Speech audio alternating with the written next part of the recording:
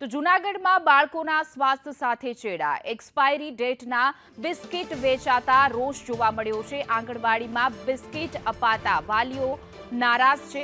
માંગરોળ તાલુકાના રહીસ ગામની આ ઘટના છે। રહીસ ગામની તો વાલીઓએ ઉચ્ચ કક્ષાએ રજૂઆત કરી છે। જવાબદાર સામે પગલાં લેવામાં આવે તેવી માંગ કરી રહ્યા છે, કારણ કે એક્સપાયરી ડેટની બિસ્કિટ હતા તેઓ વેચવામાં આવ્યા છે। નાના નાના બાળકોને, ભૂલકાઓને આંગણવાડીમાં બિસ્કિટ વેચતા વાલીઓમાં રોષ જોવા મળી રહ્યો છે, કારણ કે નાના નાના બાળકોના સ્વાસ્થ્ય સાથે ચેડાની આ બેદરકારીની મોટી ઘટના।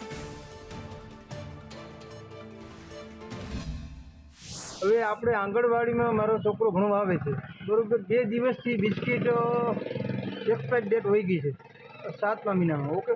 હવે 7મા મહિનામાંથી 3 દિવસ સુધી બિસ્કિટ આપ્યા છે। હવે એક બિસ્કિટ અંદર ખોલો ને તો અંદર જીવાત નીકળી, જેવી આપણે જીવાત હોય ને જીવાત નીકળી છે। હવે મેં ઓડેદર સાહેબને અત્યારે જાણ કરી છે, મંત્રી સાહેબને અહીંયા જઈ એની વાત કરી છે, તો મને કે સેમ્પલ આપજો એટલે અમે રજૂઆત કરશું, એટલે તો પછી તમને તમારે સંપર્ક કર્યો છે મેં।